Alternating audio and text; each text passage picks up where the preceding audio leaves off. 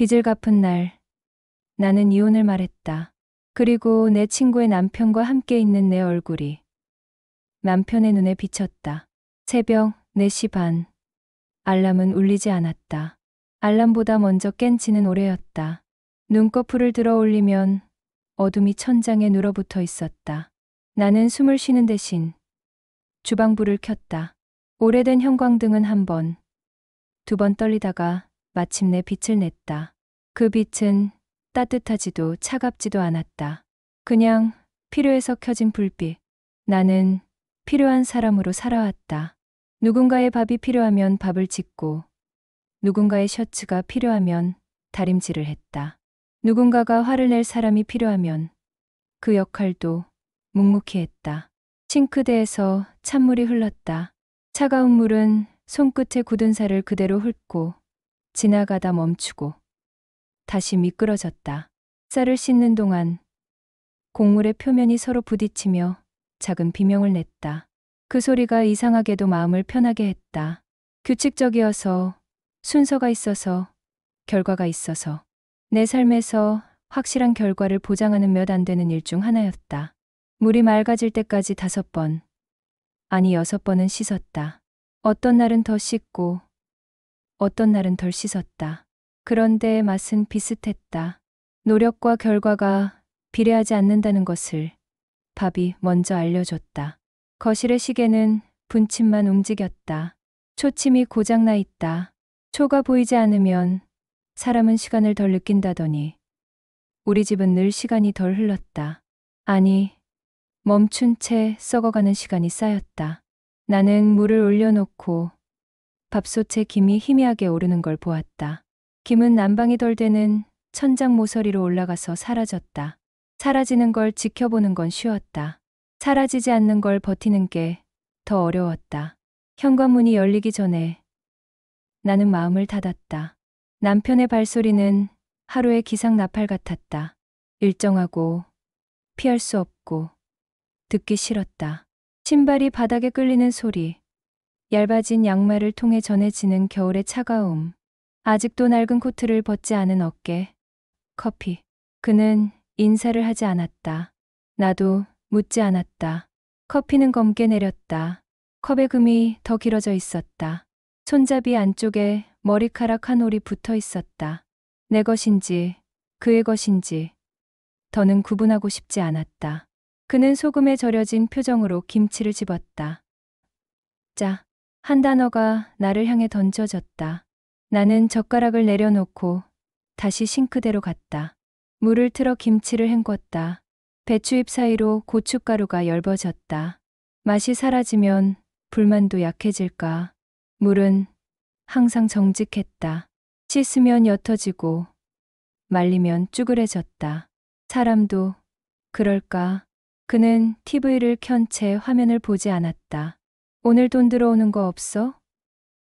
그의 말은 항상 이렇게 시작했다. 돈. 오늘 없어. 세 단어가 매일 같은 순서로 나왔다. 나는 고개를 저었다. 그는 혀를 찼다. 그 소리가 바닥을 긁었다.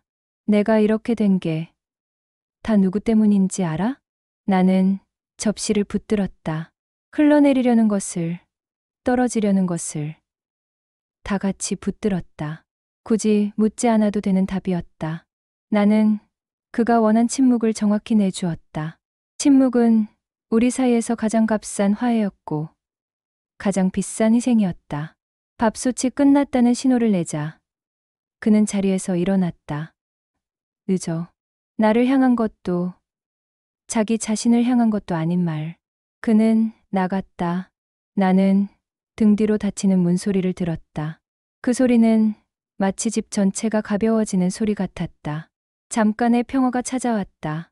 그 평화는 죄책감의 모양을 하고 있었다. 편해지면 미안해지는 마음, 미안해지면 더 열심히 손이 움직이는 몸. 나는 오늘도 손이 먼저였다. 오늘부터 새 일이었다. 시급은 조금 더 높지만 눈빛은 더 차가울지도 모른다. 나는 검은 바지를 다려 베개처럼 부드럽게 만들었다. 바지는 내 다리에 꼭 맞았다. 나의 다리는 늘 이를 위해 맞춰졌다. 나는 가방에 고무장갑과 작은 수건, 오래된 핸드크림을 넣었다. 크림은 거의 끝나가고 끝부분을 접어 짜내면 조금 더 나왔다. 삶도 그렇게 짜내면 조금 더 나오길 바랐다. 현관을 나서며 나는 내 이름을 조용히 불렀다. 경미. 소리가 공중에서 곧게 서지 못하고 금방 주저앉았다. 그래도 불러야 했다. 누군가는 불러줘야 하니까. 버스 정류장의 바람은 피부를 얇게 베었다. 정류장 안내판에 붙은 광고, 속미소는 지나치게 하얗고 크고 확실했다. 확실한 건 광고뿐이었다. 버스가 왔다. 나는 카드로 삑 소리를 냈다. 내 지갑은 울지 않았다. 잔액이 아직은 있었다. 아직은. 부자 동네의 공기는 다른 냄새가 났다. 새로 심은 나무의 흙 냄새, 정기적으로 청소된 도로의 물 냄새, 카드가 돌려보는 시선의 냄새. 대문은 높았고 벨은 작았다. 작은 벨은 맑게 울렸다. 그 맑음이 이상하게 서늘했다. 인터폰 너머의 목소리는 기계적으로 친절했다. 친절은 기계가 더 잘한다. 인간은 가끔 실수한다. 나는 실수를 하지 않으려 더 천천히 숨을 쉬었다. 문이 열리고 나는 신발을 벗었다. 현관에서부터 살균제 냄새가 올라왔다. 바닥은 지나치게 매끈했다. 발바닥에 굳은 살이 처음으로 부끄러웠다. 가죽 소파는 숨을 쉬지 않았다. 숨 쉬지 못하는 비싼 물건들 사이로 나는 조심스럽게 움직였다. 한 걸음, 또 한 걸음. 우리 집에서는 한 걸음이 소리였지만 이 집에서는 한 걸음이 흔적이었다. 흔적을 남기지 않는 게 일의 절반이었다. 그때 복도 끝에서 누군가의 기척이 느껴졌다. 나는 몸을 반쯤 돌리고 고개를 들었다. 낮고 단단한 발소리. 카프스 단추가 서로 스치는 금소금. 눈을 마주치는데 1초가 걸렸다. 그 1초가 길었다. 눈동자가 서로를 확인하고 기억이 제자리로 돌아오는데 또 1초가 필요했다. 경미. 그의 목소리는 낮았다. 낮아서 더 멀리 퍼졌다. 나는 대답을 잊었다. 그가 내 이름을 부르는 소리가 오랜만이었다. 누군가가 나를 아줌마가 아니라 경미라고 부르는 순간 내 이름이 사람 같았다. 그는 두 걸음 다가왔다. 정장 재킷의 섬세한 결이 빛을 받아 매끈하게 흔들렸다. 손목의 시계는 얇고 날카로웠다. 그 모든 디테일이 하나의 문장을 말했다. 성공한 사람. 그리고 그 얼굴에는 내가 오래전에 알고 있던 한 사람이 겹쳐져 있었다. 여기 왜 있어? 나는 입술을 적셨다. 침이 잘 돌지 않았다. 일하러요. 그 말은 검증받지 못한 진실처럼 떨렸다. 그가 고개를 아주 조금 끄덕였다.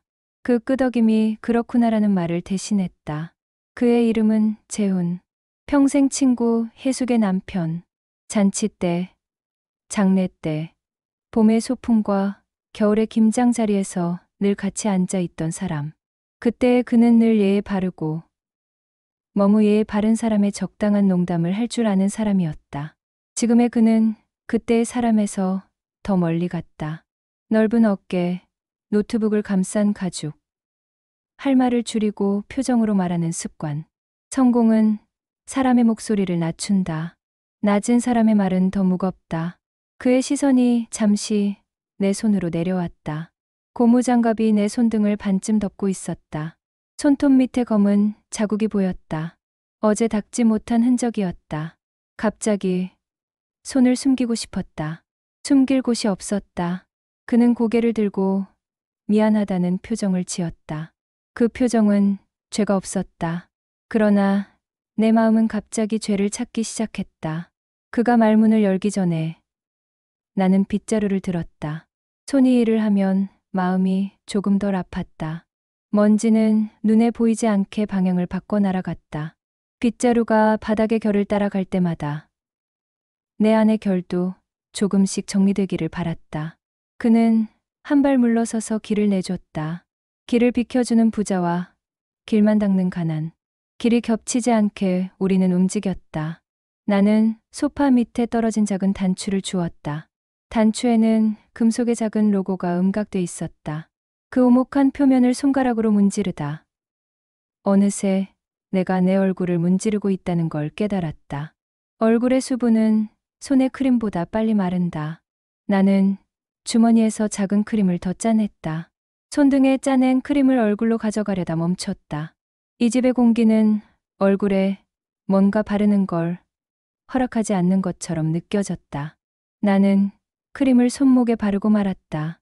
점심시간은 정각이었다. 이 집에서는 시간이 귀족처럼 정확했다. 나는 주방에서 나와야 했다.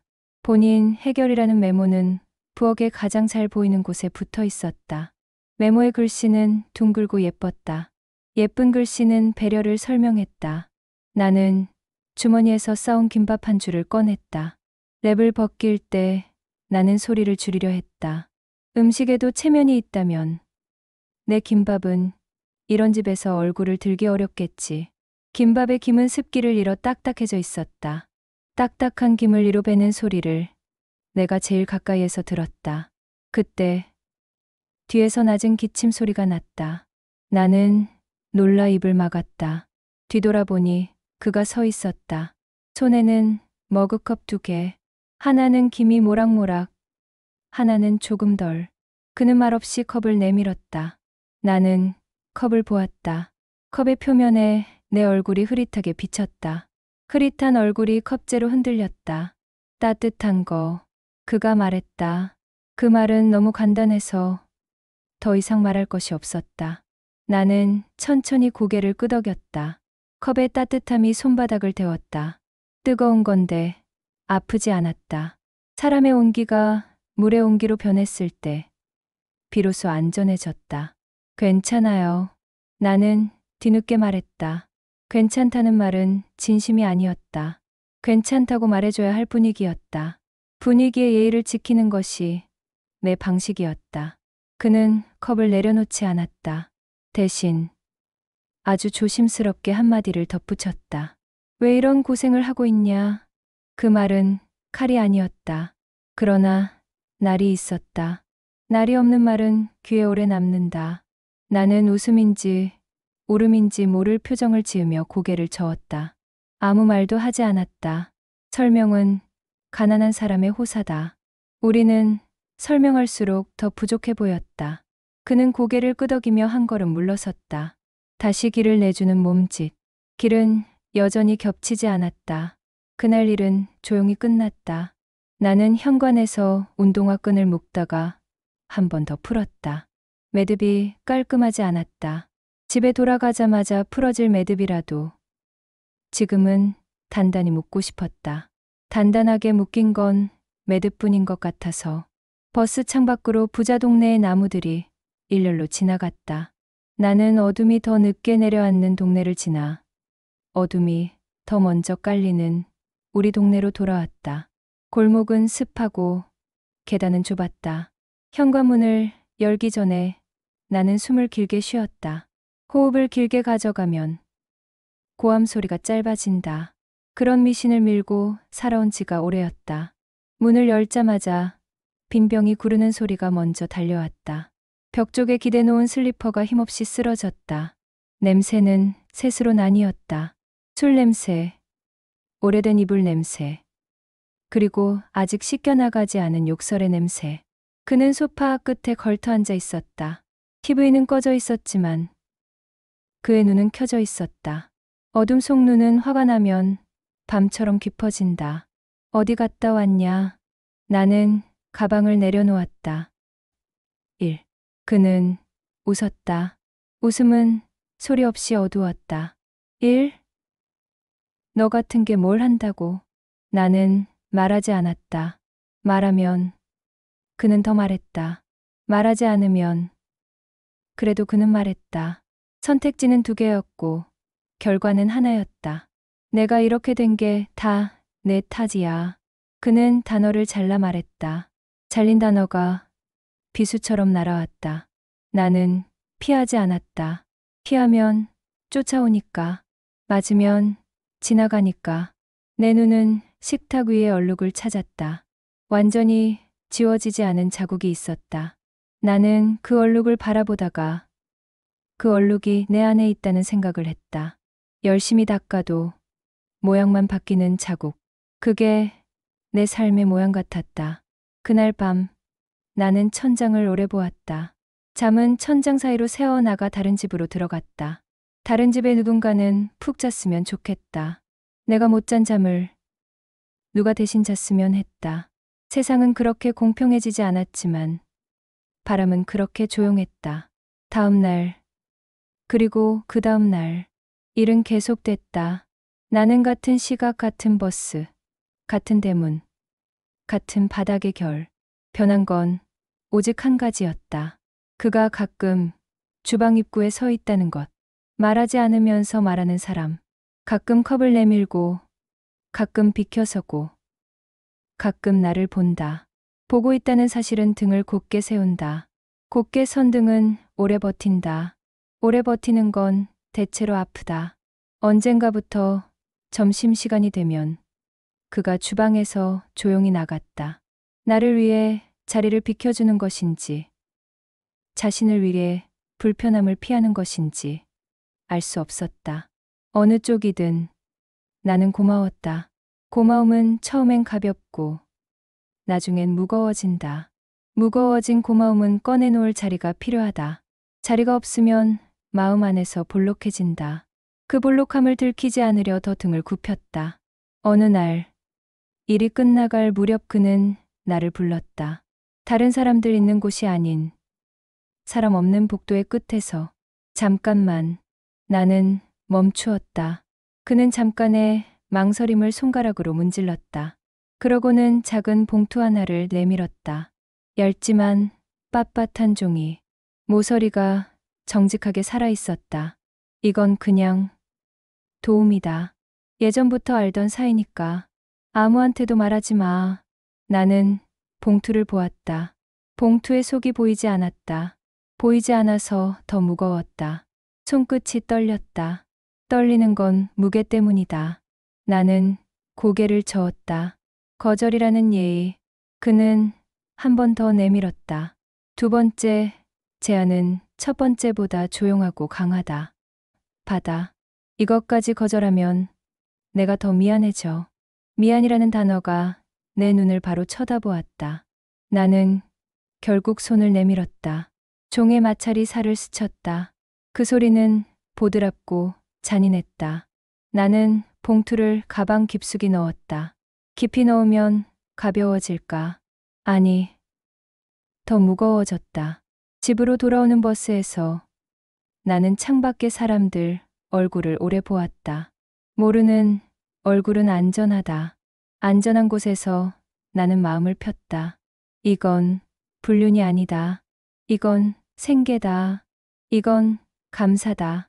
단어를 바꾸면 현상이 바뀔까? 단어가 먼저 바뀌었다. 현상은 그 자리에 있었다. 나는 단어를 며칠 더 바꿔보기로 했다. 언젠간 맞는 단어가 나오겠지. 집에 돌아오자 남편은 이미 술을 반쯤 비웠다. 돈은? 그의 질문은 변하지 않았다. 나는 지갑에서 현금을 꺼냈다. 그의 눈빛이 순식간에 달라졌다.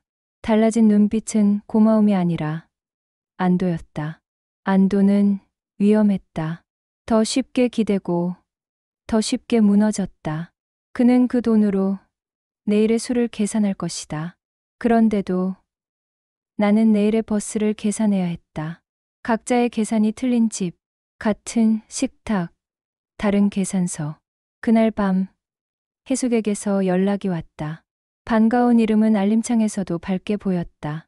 경미야, 요즘 우리 남편이 왜 이렇게 스윗하지? 너한테도 잘해주지? 언제 밥하자 내가 살게. 한 줄씩 읽을 때마다 나는 숨이 짧아졌다. 스윗, 잘해주다. 밥, 좋은 단어들이 모여 칼이 되기도 한다. 나는 답장을 쓰다 지웠다. 지우다 쓰다. 결국 보내지 않았다.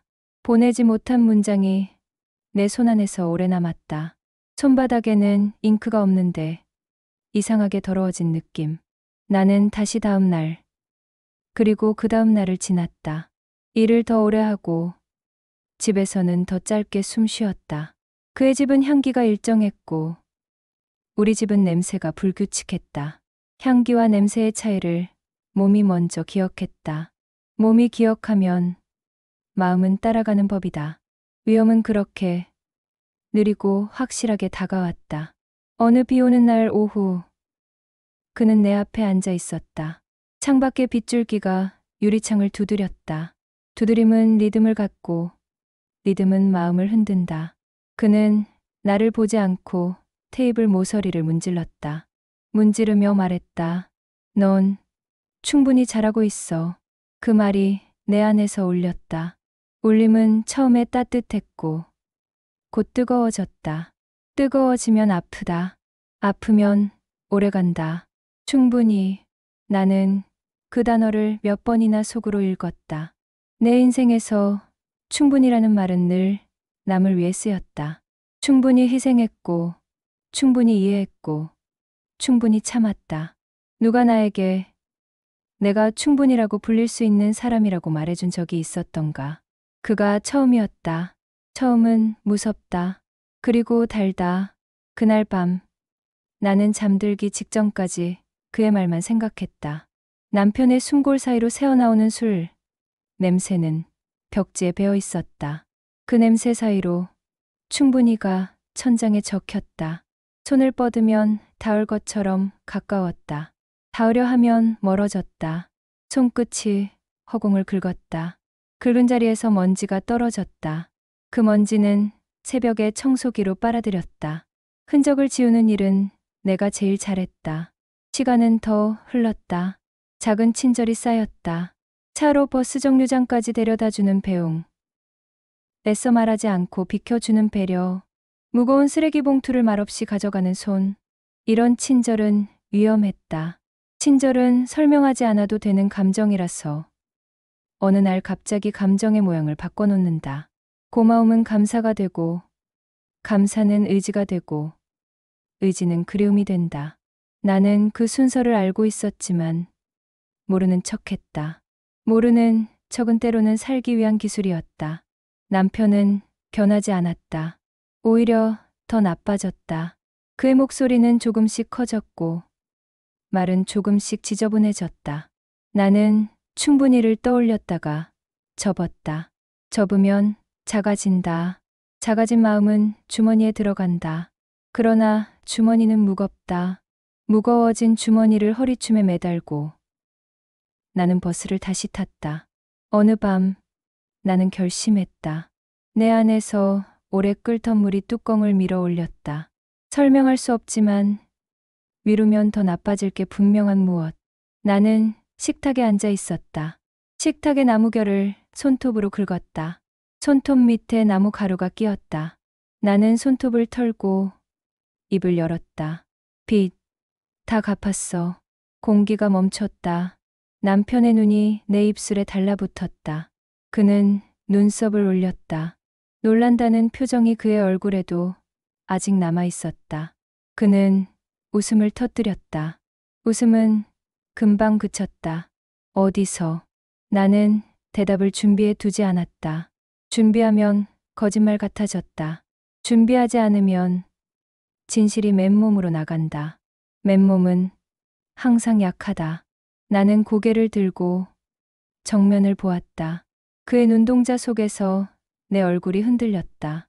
흔들리는 얼굴은 믿음을 주지 못했다. 그래도 나는 말했다. 그리고 우리 이혼하자. 그의 얼굴이 무너졌다. 무너지는 건 소리를 낸다. 바닥에 산산이 부서지는 그릇처럼. 그의 표정도 쨍그랑 소리를 냈다. 소리는 내 귀에서만 들렸다. 그는 자리에서 벌떡 일어났다. 의자가 뒤로 밀리며 바닥을 긁었다. 삐걱. 그 소리가 나보다 먼저 울었다. 뭐라고? 나는 반복하지 않았다. 말은 한 번이면 충분했다. 두 번 말하면 설득이 되고 세 번 말하면 구걸이 된다. 나는 구걸하지 않기로 했다. 그는 한 걸음 다가왔다. 숨이 무거웠다. 돈, 어디서 났어? 나는 대답하지 않았다. 그는 물었다. 다시, 또, 같은 질문이 모양만 달라졌다. 누구야? 뭐야? 언제부터야? 그러다 마침내 그 질문이 제자리를 찾았다. 그 사람이 누구야? 그 질문 앞에서 내 침묵은 너무 쉬웠다. 쉬운 선택은 대개 더 어렵게 돌아왔다. 그는 내 얼굴을 똑바로 보았다. 내 얼굴은 아무것도 숨기지 못했다. 숨기는 법을 배운 적이 없었다. 그는 갑자기 조용해졌다. 조용함은 폭풍의 앞부분이다. 나는 식탁의 모서리를 잡았다. 그날 이후 그는 달라졌다. 더 조용해졌고 더 끈질겨졌다. 그의 시선은 나를 따라다녔고 그의 발걸음은 내 뒤를 밟았다. 사람의 발자국 소리는 뒤에서 들리면 공포가 된다. 나는 버스에서 두 정거장 먼저 내려 돌아갔다. 그래도 그는 알아냈다. 알아내는 데에는 이유가 필요 없었다. 의심은 이유를 스스로 만든다. 그리고 그날 비가 잠깐 그친 저녁, 공기가 눅눅했고 마음은 더 눅눅했다. 나는 그의 집, 아니, 그 집의 거실에 있었다. 마감 직전, 바닥에 얼룩을 마지막으로 닦아내고 있을 때였다. 문이 열리고 재훈이 들어왔다. 그는 숨을 가다듬으며 내 앞에 섰다. 이제 우리 다시 시작할 수 있어.